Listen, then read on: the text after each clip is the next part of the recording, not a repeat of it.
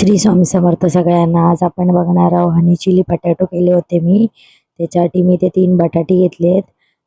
सोलून घ्यायची बटाटी. त्याच्यानंतर चांगली धुवून घ्यायची ती आणि आपण फ्रेंच फ्राईजला बटाटे कसे कापतो तशी ती कापून घ्यायची.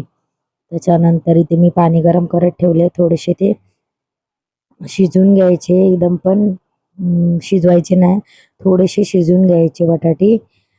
बटाटी शिजली की मी ते कपडा घेतलाय, त्याच्यावरती ती बटाटे टाकले. बटाटी चांगली कोरडी करून घ्यायचे, पुसून ती. त्याच्यानंतर आपण इथे त्याच्यावरती थोडासा मैदा टाकणार आहे. तुमच्याकडे कॉर्नफ्लॉवर नाही तर मैदा असेल तुम्ही यूज करू शकता. माझ्याकडे कॉर्नफ्लॉवर नव्हतं त्याच्यामुळे मी ते मैदा वापरलाय. मैदाची थोडी कोटिंग करून घ्यायची त्याला. त्याच्यानंतर ते तेलात चांगले फ्राय करून घ्यायचे. त्यांना सोनेरी रंग येईपर्यंत चांगले ते तळून घ्यायचे. बघू शकता मी ते तळायला टाकलेत. चांगलं अलटीपलटी करून असे सोनेरी कलर येईपर्यंत त्यांना चांगलं तळून घ्यायचं. नंतर ते चांगलं त्यांना गोल्डन रंग असा आलेला आहे. मी काढून घेते. इथे नंतर मी लसूण घेतली होती बारीक चिरून, ती घातली आहे.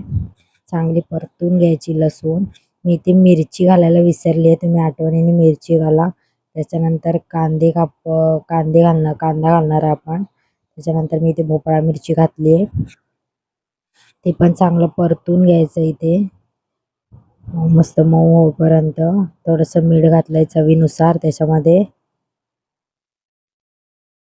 ते पण चांगलं परतून घ्यायचं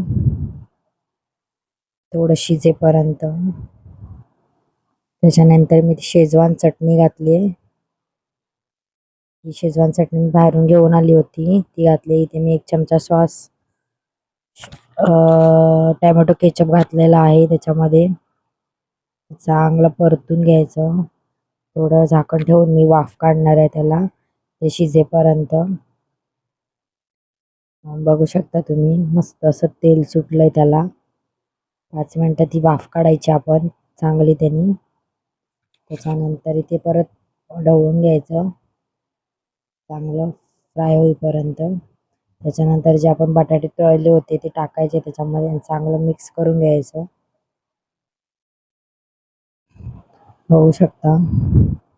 त्याच्यानंतर मी ते 2 चमचे मध घातले. आपल्याला हनी चिली पटॅटो करायचं होतं म्हणून मी ते मध वापरलं होतं थोडंसं.